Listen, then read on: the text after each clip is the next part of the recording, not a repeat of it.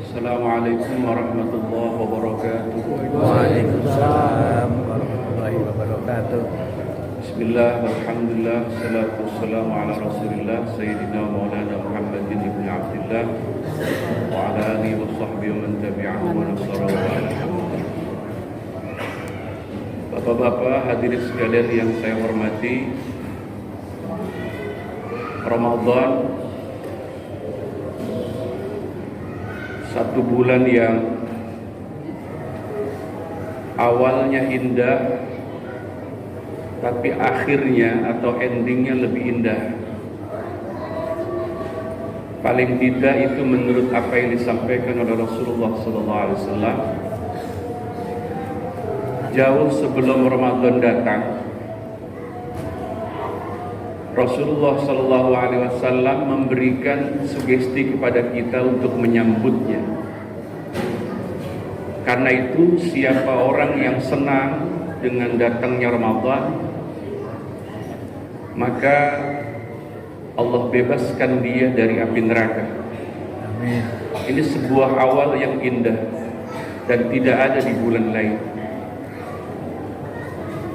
Bayangkan kalau senangnya saja sudah sedemikian hebat keutamaannya di sisi Allah, apatah lagi dia baik dan sukses menjalankan puasanya, ibadah-ibadah lainnya di bulan Ramadan. Kemudian Ramadan nanti akan berakhir dengan lebih indah dari awalnya. Apa itu? Bahwa ketika nanti malam takbiran, Allah Subhanahu wa Ta'ala akan mengembalikan kita seperti bayi. Maksudnya, ketika malam takbiran, kita itu tidak punya dosa sama sekali. Dan ini harapan kita sebagai umat Islam, bahwa perjalanan hidup selama ini 11 bulan sebelumnya adalah gejolak nafsu yang dari situ selama 1 bulan, selama 11 bulan tentunya banyak dosa dan khilaf kita kepada Allah Subhanahu wa Ta'ala. Maka itu ketika nanti malam takbiran, maka semua dosa kita mudah-mudahan habis dan diampuni oleh Allah Subhanahu wa Ta'ala. Amin. Amin ya Allah. Sebab itu hadirin, alangkah cilakanya umat Islam ketika Ramadannya pergi tapi tidak membawa dosa-dosanya. Itu paling celaka dan paling merugi sebetulnya. Hadirin, siapa orang yang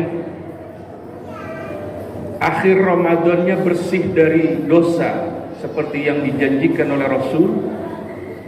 Mereka orang-orang yang puasanya sukses. Siapa mereka orang yang puasanya sukses? Seperti tema yang dimintakan oleh saya hari ini, bahwa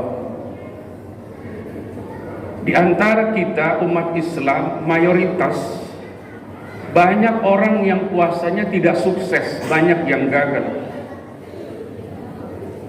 Apalagi 15 abad yang lalu Rasulullah SAW telah memprediksi begitu banyak umatku akhir zaman mereka puasa tapi tidak dapat pahala apa-apa kecuali lapar dan haus. Begitu hadis yang disampaikan oleh Rasulullah SAW, kam min sha'imin laisa lahu min siyamihi illal ju' wal atas. Karena itu hadirin, apakah puasa yang hanya menahan lapar dan haus saja itu mampu menebus dosa-dosa kita di hadapan Allah? Pertanyaannya yang aneh sebetulnya hadirin, ada orang rajin sholat tapi nyolongnya juga rajin. Ada orang rajin puasa tapi rajin juga bohong. Bahkan konyolnya bohongnya di bulan Ramadan. Ada apa ini? Bisa jadi karena memang tingkatan puasanya masih tingkatan puasa awam, hanya lapar dan haus saja.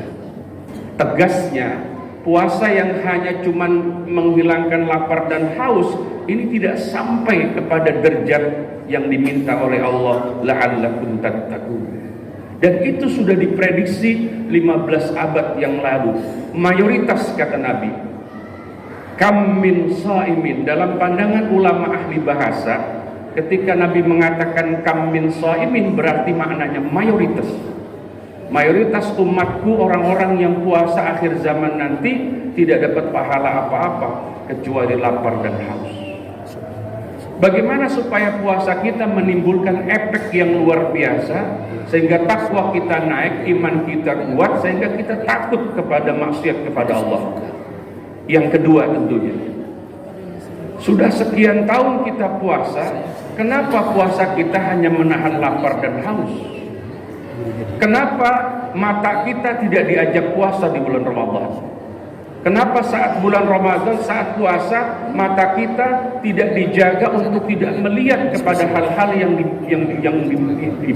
dimurkai oleh Allah Subhanahu wa Ta'ala? Kenapa mata ini masih jelalatan? Kenapa mata ini dibiarkan untuk melihat sesuatu yang melahirkan kemaksiatan?